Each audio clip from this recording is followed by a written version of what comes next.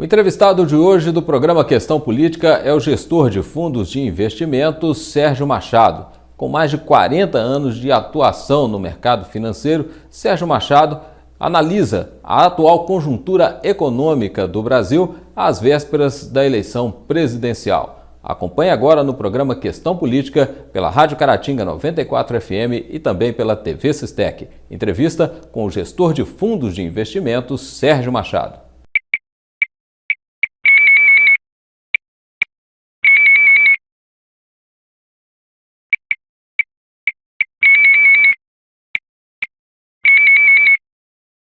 Sérgio Machado, muito obrigado aí por aceitar o nosso convite e participar aqui do nosso programa Questão Política. Eu que agradeço o convite, dar a oportunidade de conversar com seus parceiros e ouvintes. Eu também sou seu seguidor no Twitter há muito tempo. Aí a gente, apesar de serem áreas distintas, elas são sempre complementares, né? Isso é muito bom. Beleza. Sérgio, você que atua no mercado financeiro, é impressão minha ou o mercado está relativamente tranquilo com a proximidade dessas eleições, aí, perto de outros momentos que a gente viveu em outras eleições? Dário, você sabe que é um negócio engraçado isso. Eu acho que é engraçado porque a gente da comunidade, né, financeira tem conversado muito a respeito disso, né? Que é espantosa a tranquilidade do mercado, né? Porque, na verdade, eu acho que, diferentemente, hoje eu li a Rosa Riscala, que eu gosto muito dela, mas ela falando, não, as eleições estão na rua.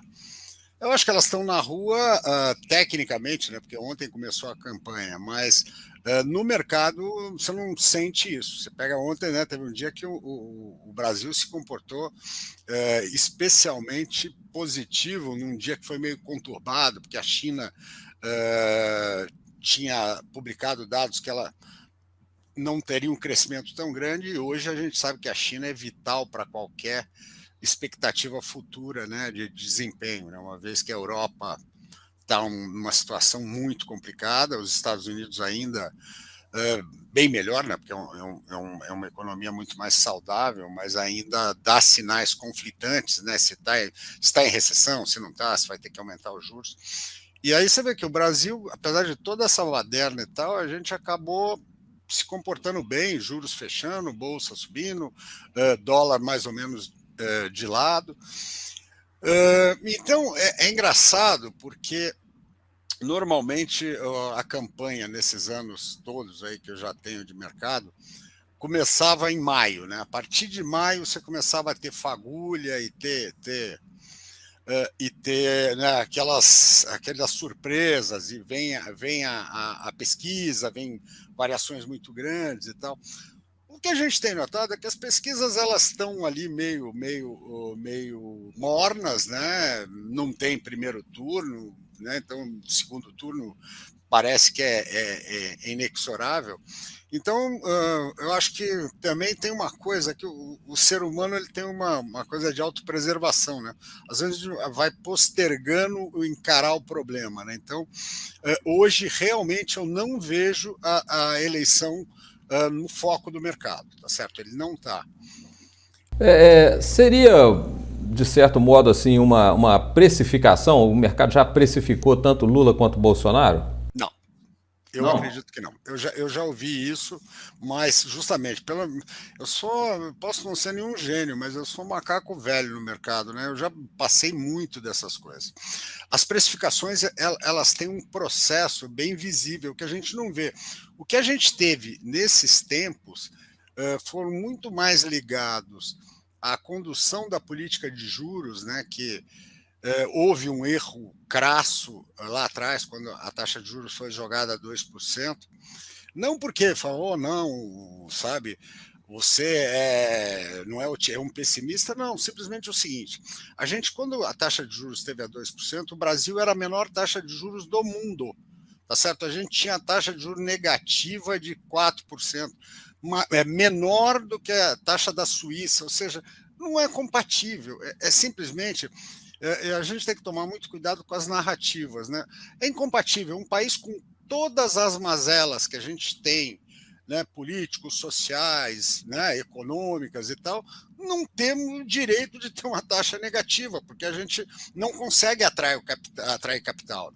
E a gente tem que pensar isso, porque o que é juros, no fundo? Os juros é um prêmio de postergação de consumo. Né? Você, ao invés de consumir o teu recurso hoje, você posterga, porque aquilo ali vai te dar possibilidade de comprar mais.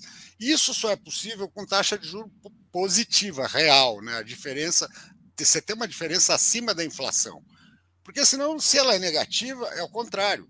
Ao postergar o meu consumo, eu vou consumir menos. Né? Porque se eu tinha 100, né, minha taxa de juros real negativa, meu poder de compra depois de um período X desses 3% vai valer 97.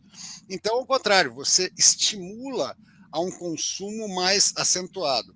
E isso estimula o quê? A inflação. Foi o que a gente viu. Um dos lados, é lógico, a gente nunca pode ser simplista com a inflação. Porque a inflação é um bicho muito complexo, né? Ela é uma somatória de fatores que vai desde vamos dizer, de um consumo, vai pela oferta, vai pela estrutura de produção, vai pelo frete, né? Custo de.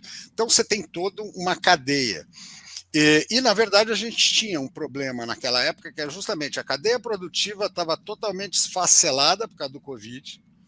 O custo de frete tinha explodido, né? A gente não pode esquecer que um custo de container mundial, que era historicamente $1.000, chegou a $15.000. Né? Então, o impacto disso, né, na parte da cadeia mundial de custos foi muito grande. E aí, além do mais, você tinha um consumo que foi estimulado por essa taxa de juros muito baixa. Né? Isso foi visto muito na área imobiliária. Né? O que aconteceu com o preço dos imóveis no tempo da pandemia? Eles explodiram. Imóveis, né? Material de construção civil, porque justamente foram setores que tiveram um consumo imediato. Porque o cara que falava, eu vou ficar com esses 100 pratas que eu tenho hoje, para daqui a um ano ter 102, eu vou comprar, vou reformar minha sala, eu vou reformar minha casa, eu vou construir um puxadinho. Comprar carro, né?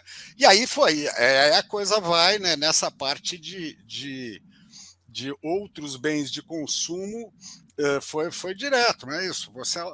Você não tinha mais estímulo para poupar.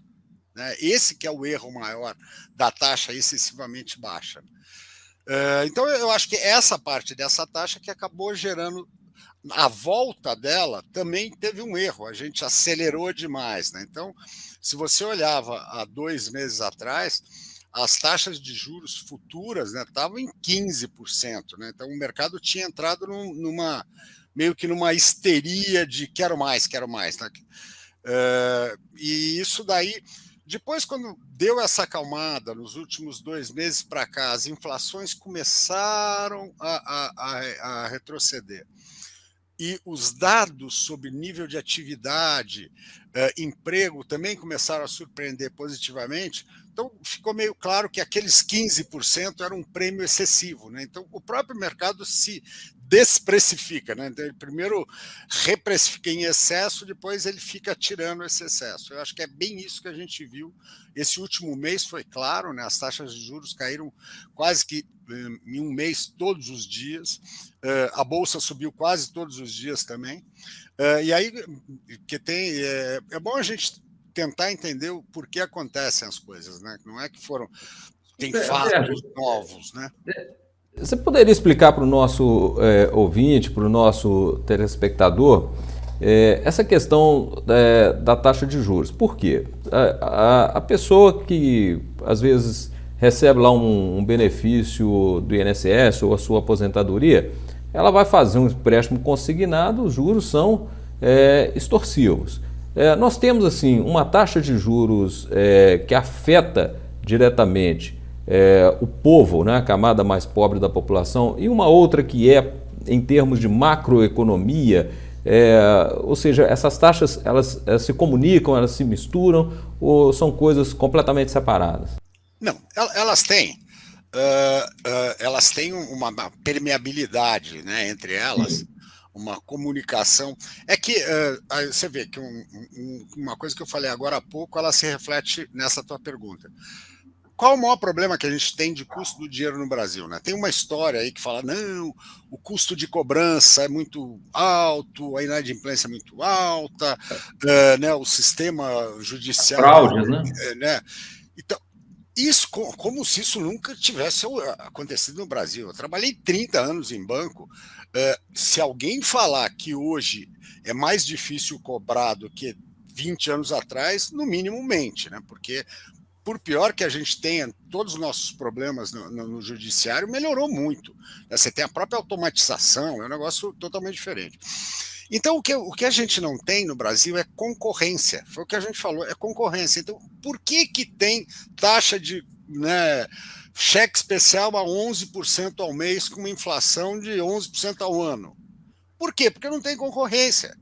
Tá? Por que o mesmo... Né, quando as fintechs começaram a abrir, o pessoal falou, não, agora o custo vai cair. Não, porque, na verdade, quem que alimenta as fintechs? As fintechs, dinheiro não se cria, né? O dinheiro circula. Então, o banco pega o teu dinheiro e empresta para mim. PT saudações, não tem uma caixa mágica que verte dinheiro. Né? Então, o problema é o seguinte, se o dinheiro todo vai para o bancão, ele vai emprestar do preço que ele quiser, porque para o banquinho vai pouco. E aí ele vai ter que selecionar mais.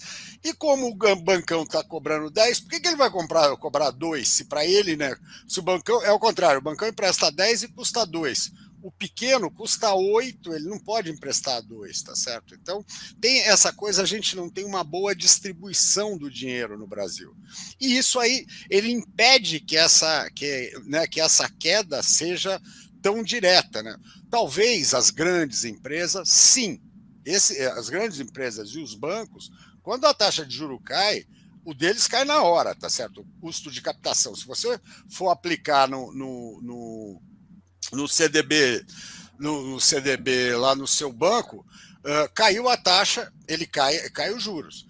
Mas se você for pedir empréstimo, né, você vai ontem, caiu a taxa hoje, a queda você vai ver que ela vai ser quase que inexpressiva. Você sabe que o negócio que aconteceu, que eu achei engraçado, na época da taxa 2%, eu tinha 2 anos atrás, né, isso no meio da pandemia, uma época eu precisava pagar um negócio e peguei um empréstimo no meu banco. Lá. Era uma taxa razoável, assim, para a época. E aí venceu no meio da pandemia nos 2%. E a gerente me ligou, toda pimpona. Seu Sérgio, quer renovar coisa? Eu não queria renovar, mas por curiosidade falei, bom, quanto é que você me arruma esse dinheiro? Dário, ela me ofereceu mais caro que 2 anos atrás. Eu falei, eu tomei dinheiro de você 2 anos atrás a 1,5% ao mês, os juros era 15%. Agora o juro está 2%, você quer 2% ao mês. Não, veja bem. Então é isso, tá certo? Então, eu acho que é uma coisa que mostra o grande problema que a gente tem é a concentração bancária. Né? Então, e quanto menor você é como empresa, né? Também lembra quando teve, durante a pandemia, que o governo ofereceu dinheiro a custo subsidiado para as empresas? Eu falava com meus clientes, médios, ninguém conseguiu. Só conseguiu esse dinheiro barato quem não precisava. Né? Então, é esse problema, porque o cara que é grande, ele tem um poder de fogo em cima do banco. Né? O pequeno não, o pequeno fica muito perdido. Uma das coisas... Essa concentração bancária aí que você se refere, ou seja, o mercado bancário brasileiro está na mão de poucos, isso se reflete também na política dos bancos públicos, ou seja, os bancos públicos não poderiam alavancar um outro tipo de prática? Realmente, essa seria uma função positiva. Né? O problema, eu acho que é aí que é o problema do nó górdio, né? Porque os bancos, o banco público é uma excrescência, né? Se você for pensar numa economia mais moderna, é uma excrescência. Você não tem, porque já tem um sistema privado, já supre o mercado por isso. Então, se lembra quantos bancos públicos havia no Brasil? Havia uma infinidade, né? Todo estado tinha um banco, tinham vários bancos regionais, todo estado tinha um banco de desenvolvimento, tinham bancos regionais de desenvolvimento, ou seja, e o que aconteceu com esses bancos? Ou quebraram, né? E raríssimas exceções, hoje você tem Banrisul, o Badesul, eu acho que também Só que em Minas Gerais, três foram extintos, né? O Benji, a Minas Caixa e o Crédito Real, né? Isso. E ainda aí tem um banco de desenvolvimento também de Minas Gerais. São 4 bancos, né, públicos. Por estado era uma coisa. E você vê que a maioria quebrou, porque aí o que acontece? Se você faz uma gestão profissional, ele tem que trabalhar no mercado, né? Porque ele está concorrendo com os outros. Se você fizer uma gestão para diminuir custo, você não tem sei lá, um tamanho, né? Não é suficiente. O que acaba acontecendo é que nem essa linha que a gente falou sobre da pandemia, de custo mais baixo. Ela não chega em quem precisa. Talvez pudesse ser feito, se eu tivesse no BNDES, ter linhas dessa vamos dizer, com esse objetivo de baixar custo para as empresas e tal, tentar começar a criar uma cultura de spread mais baixo, de custo mais baixo. Talvez sim. Eu acho que se você pega um Banco do Brasil para fazer isso, você começa a distorcer o princípio dele. Porque o Banco do Brasil, por exemplo, para o crédito rural, ele é fundamental, né? Ele já há décadas, há século que ele tem esse foco, e ele conseguiu melhorar muito nisso, né? Ele hoje é um banco, a diferença que eu vejo no tempo que eu era menino, que meu pai tinha fazenda e tal, era aquela coisa complicada, você tinha que ser amigo do gerente e tal. Hoje em dia não, é uma coisa muito mais automatizada, com garantias efetivas, sem achego, sem amigo. Então, eu acho que o problema de você conjugar na mesma instituição uma função social, como se dizer, ele não bate muito. Era melhor, então, você ter algumas linhas específicas para isso, para tentar fazer isso, né? Como a Caixa faz na parte de imóveis de baixo valor, tá certo? Para esses tipos, sim. Mas não você usar o banco, um banco que deve atuar como um banco, começar a trabalhar em linhas que não é de banco, né? Porque aí começa a gerar esse tipo de problema. Então, eu acho que talvez um BNDES, sim. BNDES, sim. Porque ele tem uma função específica, ele analisa a fundo, ele já tem, nesse ponto, a gente tirando os delírios que houve num certo momento de financiar os grandes campeões, né, que na verdade não foi um primeiro pecado. No passado, lá atrás, os caras no Brasil tentaram a mesma coisa e deram com os burros na água da mesma coisa, né, porque o subsídio ao grande produtor ele se mostra ineficiente, né? Então, eu prefiro o subsídio na outra ponta, né? No tomador, né? Você conseguir talvez direcionar para o crédito para algumas camadas, aí criar linhas, e aí eventualmente criar linhas e distribuir no sistema inteiro, né? Falar assim, ó, você como o próprio BNDES, você tem as operações diretas que você pode pegar pelo sistema bancário, né? Então, você tem linhas melhores, então você consegue capilarizar isso.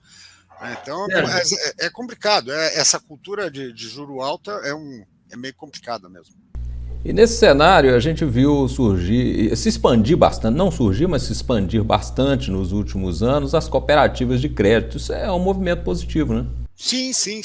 Eu acho que é aquela história, tudo que você conseguir agregar que aumente, né, a oferta, aumente a capilaridade, melhora, né? Então, por isso que quando começaram a surgir as fintechs, por isso eu sou meio até renitente nisso, é porque a própria imprensa, uma certa hora, fala, oh, é a solução de todos os males. Primeiro que não tem uma solução.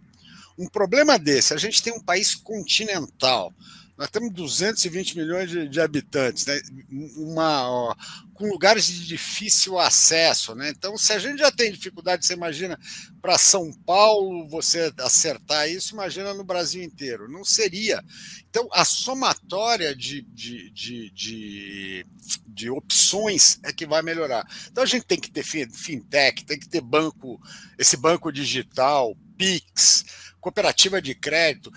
Eu acho que a regionalização de bancos, né? Você viu a diferença? No Brasil, a gente tem, eu acho que não dá 400 bancos, sendo que tem muito banco que hoje que é mais banco de empresa, eles não são bancos. Se você for pensar banco, não chega a 150. Nos Estados Unidos tem 4.500.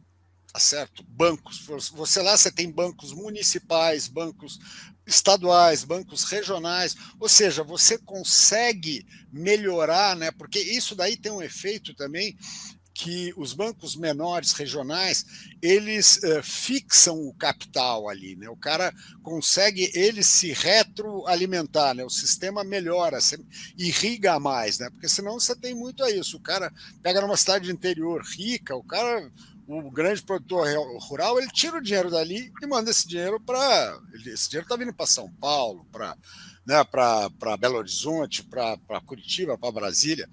Então, se você tivesse formas de fixar mais esse capital, é melhor, porque aquilo gera renda local e gera mais oferta. Aquilo, né, ele tem um efeito retroalimentado setorial. Então, eu acho que não tem uma solução mágica. Né? Nesse ponto, eu acho que até eu posso ser um crítico meio ferrenho aí da condução de política de juros no Banco Central nos últimos 3 anos, principalmente, mas na parte de normativa, técnica, de melhorar a competitividade, ele tem ido bem. Porque uma das partes por que podia perguntar, né? Por que se concentrou tanto o Brasil?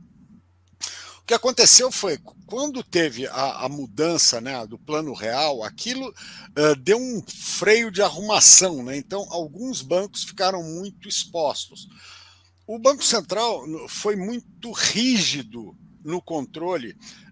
Existe tem a Basileia, a Convenção da Basileia, que já estamos na Basileia 3, é uma convenção mundial de segurança, evitar fraude, toda essa porra. E como também a parte de capital mínimo, né, obrigar os bancos a serem mais sólidos, né, porque a gente tinha no Brasil bancos que tinham muito pouco capital. Né, o cara estava usando um monte de dinheiro dos outros, né, pegando de um emprestando para o outro, mas ele não tinha espaço para aguentar nenhuma pancada maior, né, um grande devedor que não pagasse, um grande fraude e tal, ele não aguentava. Então, no Brasil, isso foi feito de uma forma muito rígida e nós fomos precursores. Né? Eu me lembro que estava em banco ainda, a gente já estava na Basileia 2, se é nos Estados Unidos, os gringos ainda não tinham implantado a Basileia 1 completa. Né? Então, isso daí, o efeito foi isso, essa obrigação de ter mais capital e tal, ele alijou muita gente do mercado. Né? E com isso se concentrou muito.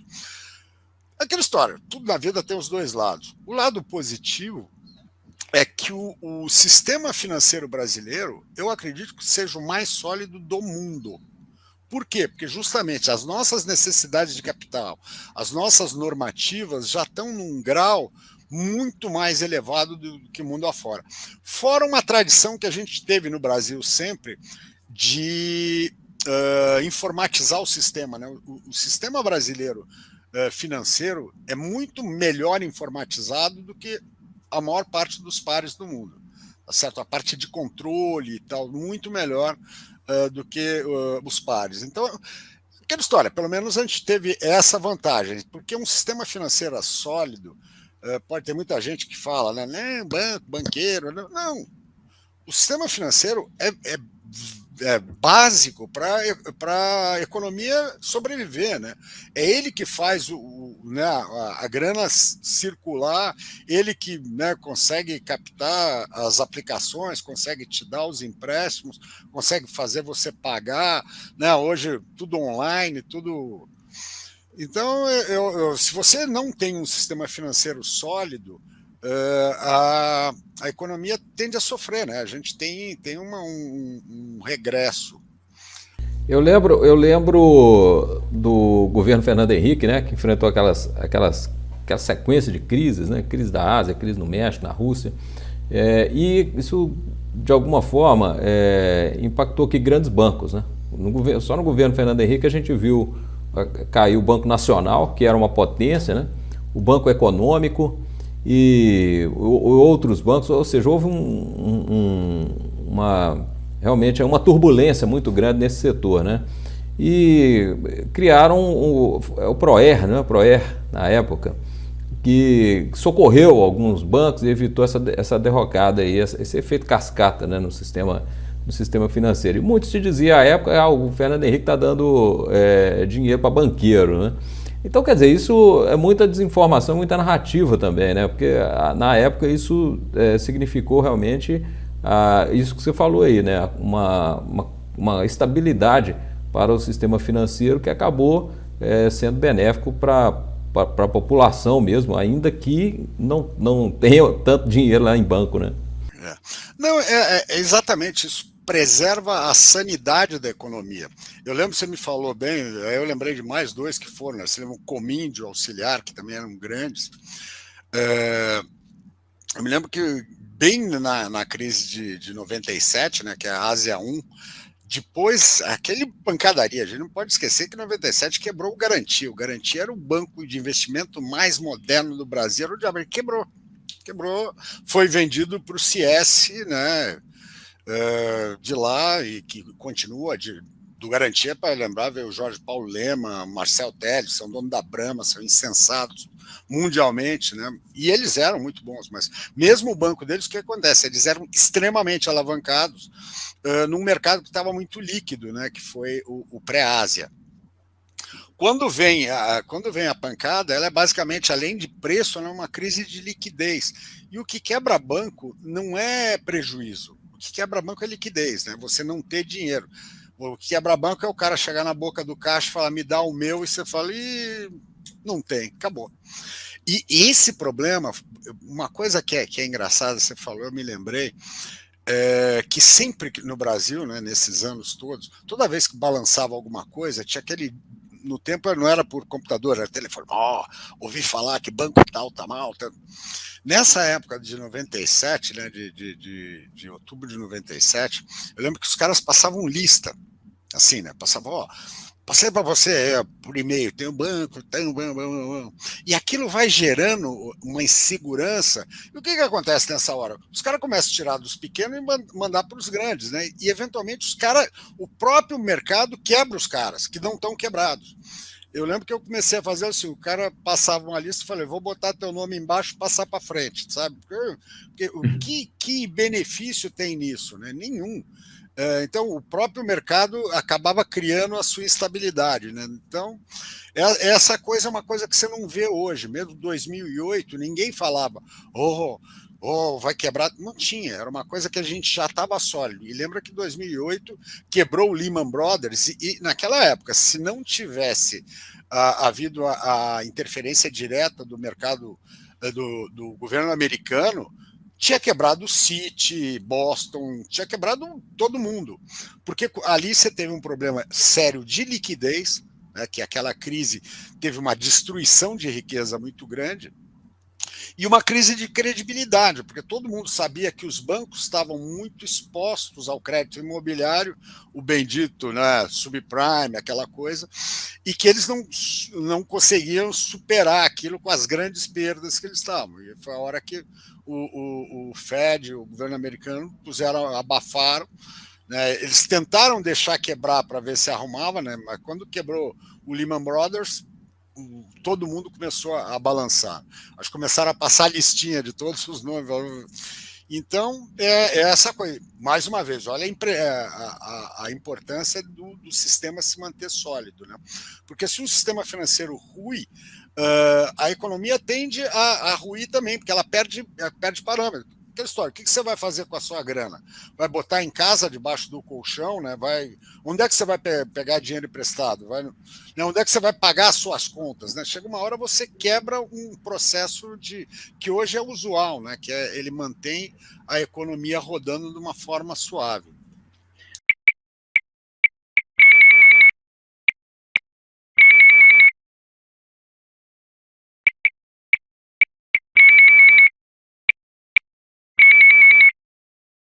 Sérgio, você falou da questão do dinheiro embaixo do colchão, né? A gente ainda vem de uma geração em que muita gente guardava dinheiro em casa. Se bem que na época da inflação, da hiperinflação, isso era impossível, né? Mas guardava-se dólares em casa. Depois, quando o real surge como moeda forte, ainda tem, né, aquela coisa da circulação da moeda física, né? E de uns tempos para cá, você citou aí os bancos digitais e o Pix, né? Ou seja, parece que está surgindo uma nova geração, né? Ainda tem a questão das criptomoedas, está surgindo uma nova geração que está tendo uma visão diferente do dinheiro. Você está percebendo isso? Isso é positivo ou negativo? Eu acho que é aquela história, a mudança, ela sempre, ainda mais quando a gente fica mais velho, toda mudança sempre é uma coisa que você fica com um pezinho atrás. Você fica mais velho, você é mais cabeçudo ainda, né? mais cheio de mania, mais conservador. mais cheio de mania, né? Mais reativo e tal. Mas eu acho que isso é natural, né? Eu acho que a gente está vivendo uma revolução digital, né?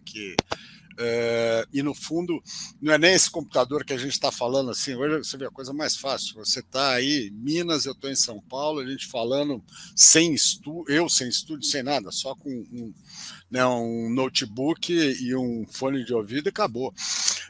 Mas a revolução é isso daqui, é o celular. Essa coisa aqui que ele colou, e era uma coisa que foi imprevisível. Se você pegasse há 10 anos atrás, há 20 anos atrás, e fizesse a previsão de quais seriam os hábitos futuros, ninguém esperava que fosse essa concentração toda no celular. Todo mundo falava muito, né, na computação pessoal, mas sempre pensando num equipamento, né, num desktop menor e tal. Chegaram a ter uns notebooks pequenininhos, né? Mas isso foi para o celular. Então, e esse imediatismo do celular, ele permite, né, que essa coisa, você não precisa mais dinheiro, né? Você não precisa, a coisa veio já do cartão. Isso até nós estamos meio atrasado, que eu lembro, meu filho, eu tenho um filho que mora em Londres, já trabalha no mercado financeiro também, já mora há mais de 10 anos. Eu lembro que há uns 5, 6 anos lá, a gente saiu uma noite, e aí você ia num pub, e o pub é aquele negócio, você está sentado, cada vez que você vai no caixa, paga a bebida, volta e tal. E aí eu ia lá, bom, com o meu cartão velho, dava pro cara, punha a senha, e já 90% dos gringos ou era cartão de aproximação ou celular de aproximação, que hoje a gente está aqui, né? Então, nessa parte de tecnologia, a gente demorou um pouquinho, mas a gente já está chegando lá. Né? Então, além do dinheiro ter uma coisa, você andar, porque o dinheiro você tem que ir buscar no banco, receber, tem o risco de você andar com ele a mais. Né? Esses pagamentos eletrônicos são fantásticos, né? Você não tem que se preocupar em carregar, em levar, em guardar, em ter dinheiro disponível, você está ali. E a coisa dos dois lados, né? A aceitabilidade também. Hoje é engraçado que você para no farol, tem até pedinte com maquininha, né? Já aconteceu. O cara fala, pô, me dá um dinheirinho ali. Pix, aí falou, dá um Pix. Aí você fala, pô, não tem, tá bom, aí não tem desculpa, toma aí. Mas então eu acho que essa é uma coisa inexorável. No caso das criptomoedas, aí já é uma coisa que aí é um mundo em paralelo. Eu tenho minhas restrições. Quanto ao blockchain, eu acho o máximo, mas quanto ao valor da criptomoeda, só porque ela é restrita em oferta, é uma coisa, e com isso tentarem igualar a ouro. O ouro eu também acho que é um negócio que não tem muito, porque o ativo ele deveria ter um valor intrínseco, né? Um lastro, né? Que eles é, chamavam de lastro. é um lastro. E o lastro, assim, o próprio ouro, se você pensar hoje, ele é um lastro que ele não tem utilidade, né? Porque no passado se usava joia, você usava ouro para dentista, você usava ouro e na indústria, uma época, para fazer algumas né, soldas. Ele vai perdendo a função. Hoje a função do ouro ela é totalmente marginal, mas você tem um hábito e tal, mas vamos dizer, é um princípio mais ou menos da mesma linha, né? Já que ele é um bem escasso, ele tem valor, né? E a história do Bitcoin é isso, que ele é escasso, ele vai ser, né, minerado até um determinado número, então ele teria um valor por causa disso. Aí há controvérsias, eu nem gosto de discutir isso muito já. Discutir, porque tem hoje em dia, né, principalmente na internet, você tem torcidas, né? Você não pode falar nada.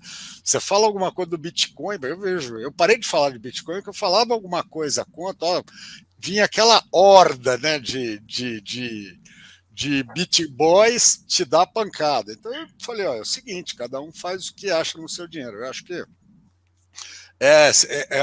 eles gostam de falar, né, o ecossistema, e é um ecossistema que também ele tem seus lados negativos, né, porque eles se retroalimentam, né, você tem algumas operações aí, teve uma criptomoeda que virou pó, né, que era Terra-Lua, que era assim, depois foram ver que todo o processo, que era o cara que tinha Bitcoin, que ele alugava e comprava isso daqui, aí o outro tomava dinheiro emprestado uma outra coisa para comprar, né? Então, na verdade, aquilo ali, você tem alguns movimentos que são muito perigosos dentro de todas essas criptomoedas, né? Ou de algumas delas, né? Então, primeiro, para operar, você tem que estudar bastante, tem que entender como funciona, tem que tomar cuidado qual é a corretora, né? Porque você já viu quantas corretoras de Bitcoin explodiram com altas fraudes e tal. E a melhor coisa, o melhor lugar para você ter o teu Bitcoin é num pendrive, né? Não é em lugar nenhum. Você tira ele do sistema, está aqui, não é roubado, não é nada. Então, ou seja, ele exige, primeira coisa, exige um conhecimento. Tome cuidado, meu vizinho, né, vendeu um patinete, comprou um Porsche, a tua chave você vai vender o seu, né, Gol, tem um grande risco de você só conseguir comprar um patinete, né? Então tem que tomar muito cuidado com isso, né? Não é, ele é um mercado muito exótico e muito técnico e com problemas muito particulares. E um deles é que no passado eles exaltavam, né, que é não ter regulamento, não ter regulação, não tem Banco Central. Eu, que sou um cara de mercado financeiro, morro de medo. Você fala um mercado sem regulação, para mim é faroeste, é terra sem lei, né? Eu não tenho menor inclinação a entrar em mercados que não tem regulação. Mesma coisa, você fala, você vai comprar ações fora da Bolsa? Não, porque a Bolsa te dá garantia que a ação existe, que está lastreada. Porque, né, então, e para até chegar nesse ponto, né, teve anos de aprendizado, porque antes tinham custódias separadas, custódias físicas, houve fraudes, tinha um monte de coisa. Né? O sistema veio implementando mudanças, melhorando, evoluindo. Isso também na parte de transação cambial, títulos públicos e privados, todos em câmaras fechadas, controladas, com alto grau de segurança. Aí o cara fala, não, o bacana é não ter nada disso.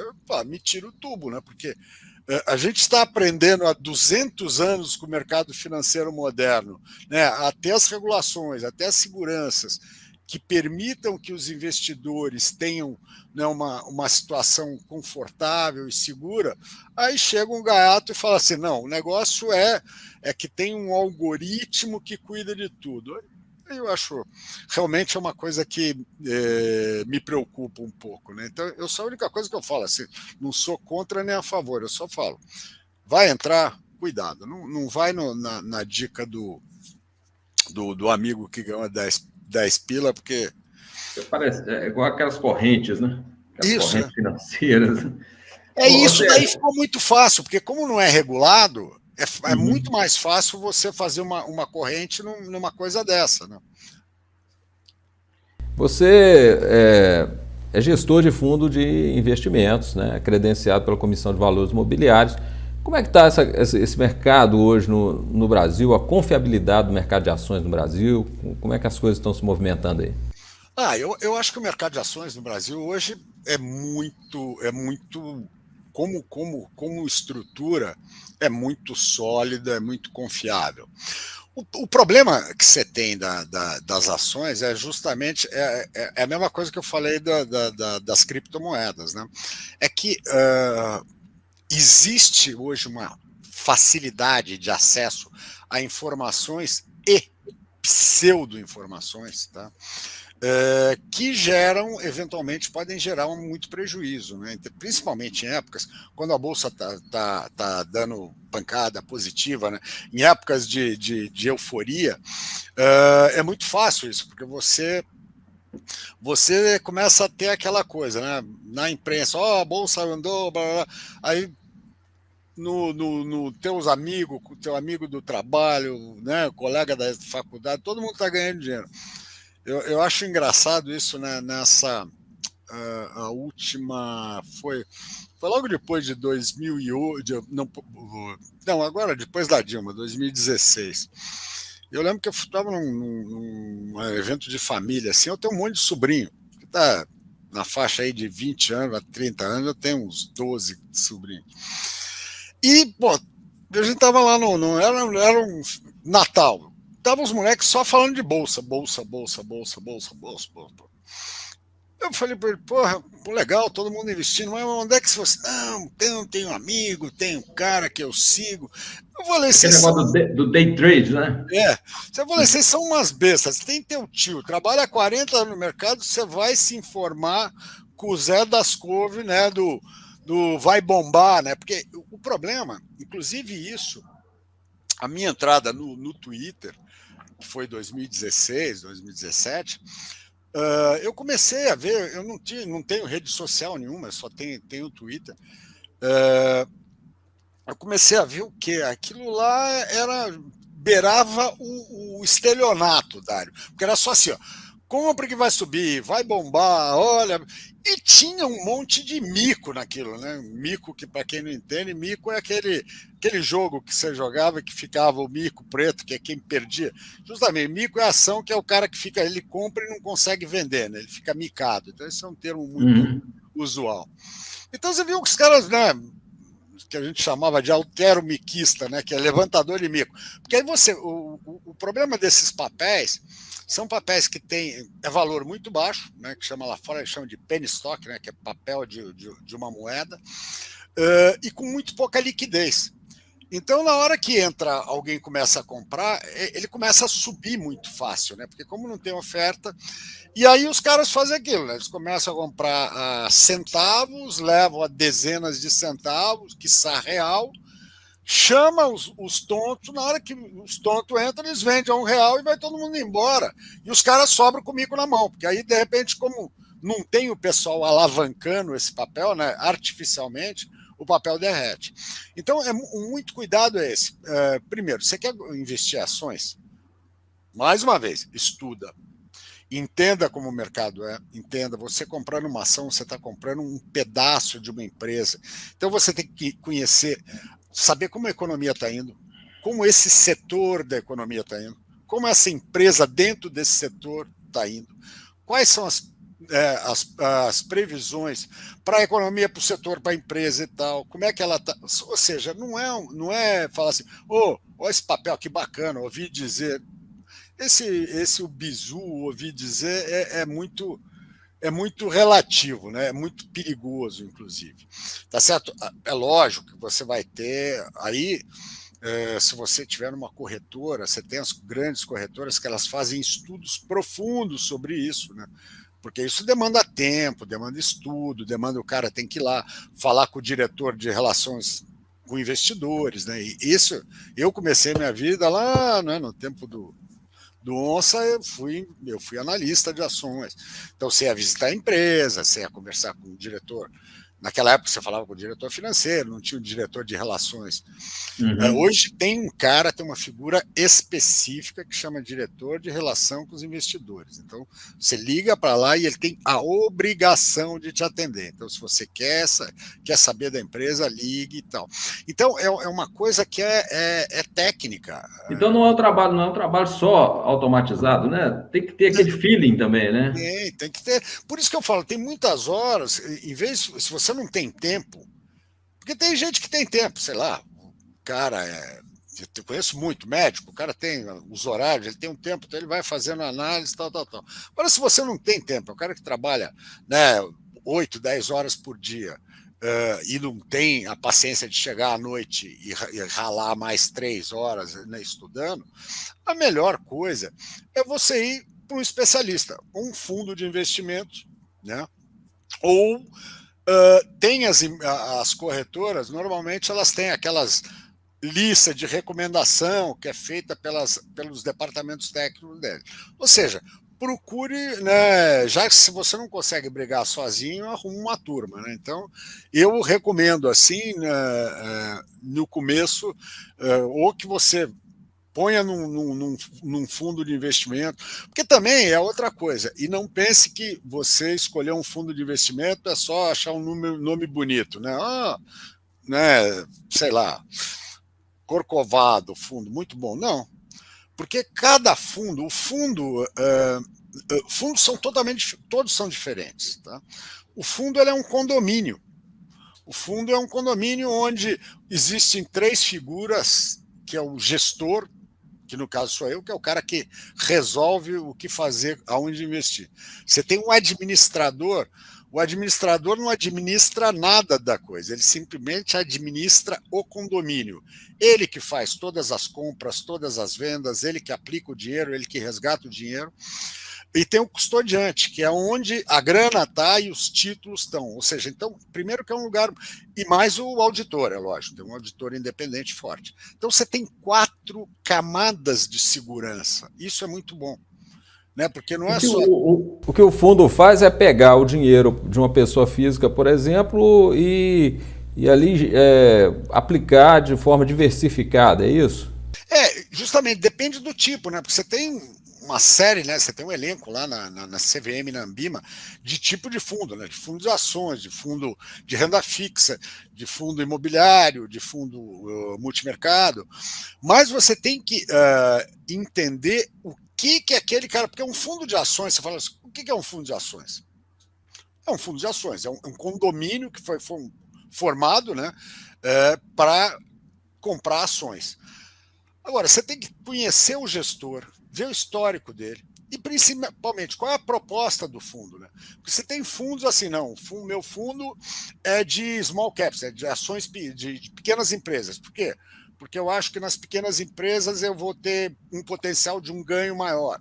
Você tem fundos só de blue chip, né, das principais.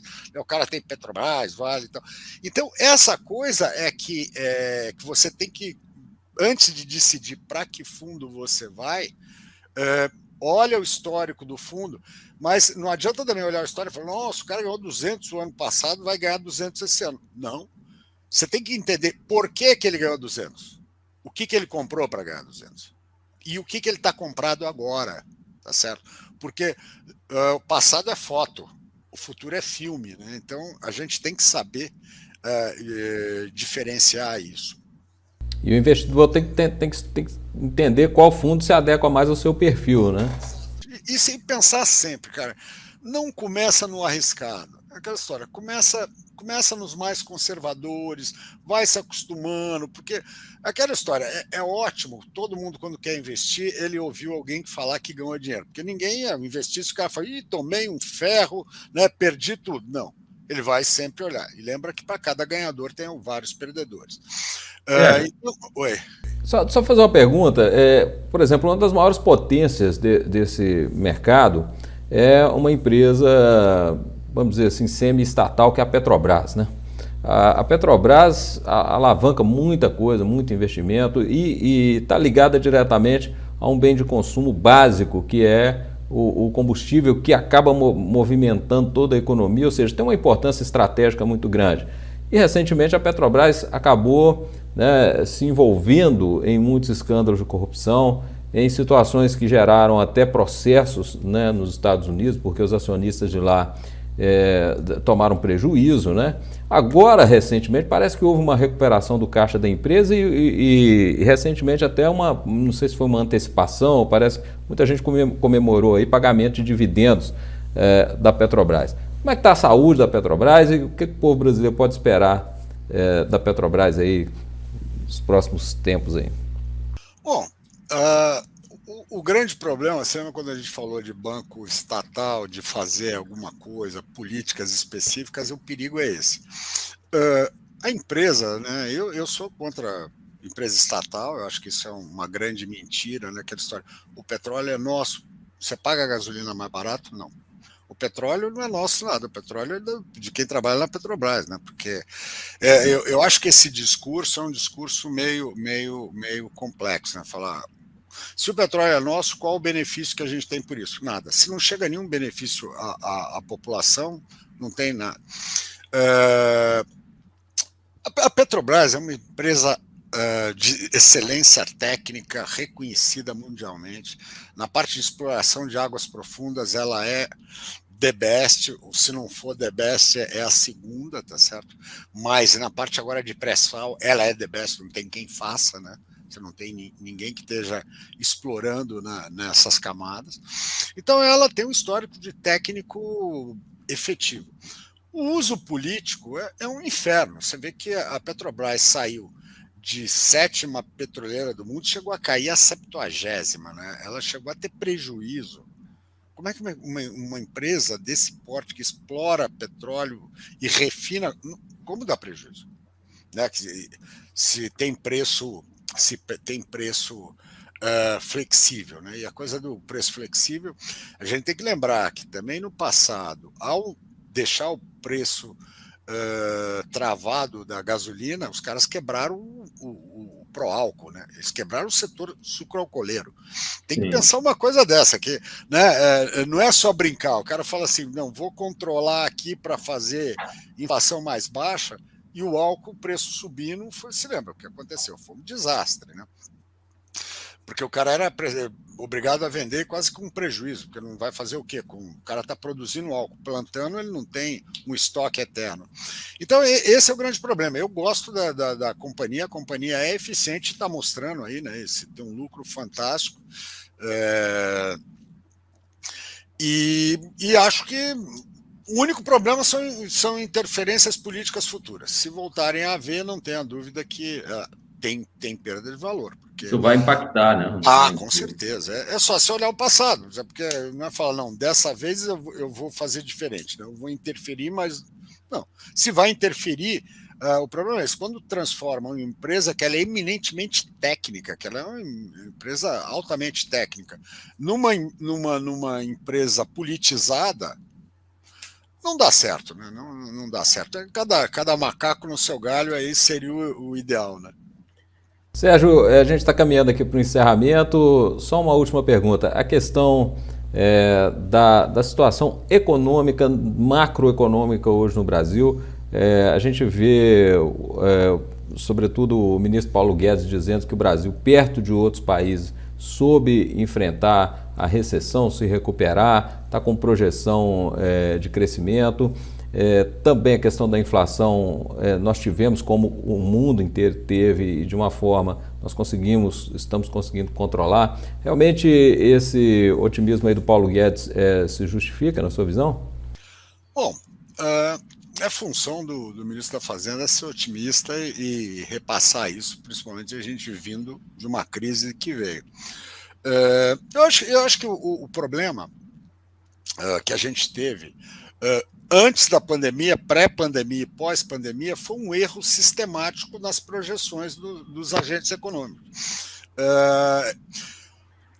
Teve uma dificuldade das pessoas, dos economistas em se ajustar à nova realidade, né? Porque tudo que faz essa projeção são modelos. O que aconteceu nesse meio do caminho foi que os modelos de consumo mudaram, né? Ninguém saía de casa, tá certo? Então, serviço foi para o brejo, mas ao mesmo tempo ninguém teve uma demanda por justamente esses bens que ninguém esperava. Então, toda a parte de linha branca, linha marrom, né? Consumo de eletrodoméstico, construção civil explodiu, não foram capturados. Tem que lembrar que quando começou a pandemia, o mercado projetava uma queda do PIB de 12%, uma dívida PIB em 100% e uma deflação de 3%.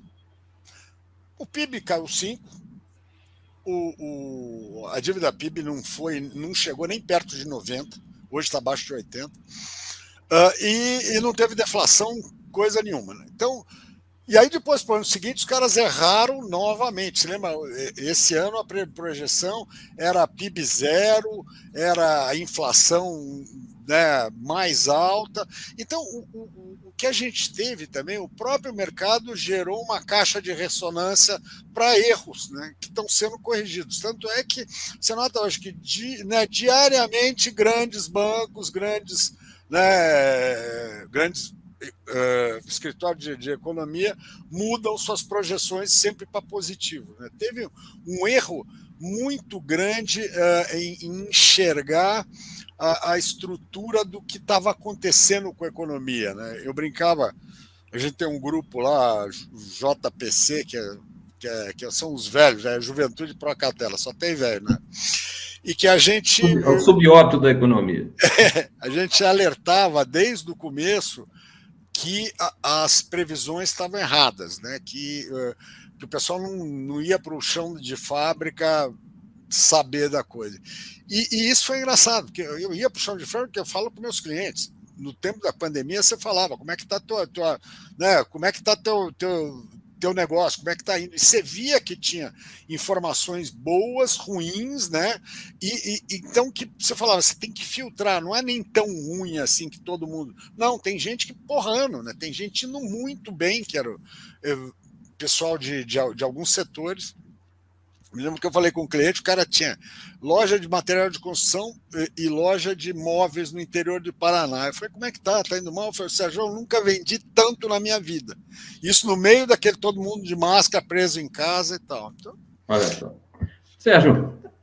Conversa sensacional. Para nós foi um prazer te ouvir aqui e te agradecer bastante pela sua participação aqui no nosso programa. Eu que agradeço a oportunidade. Muito bom conversar mesmo. Valeu, um abraço. Um abração. Tchau, tchau.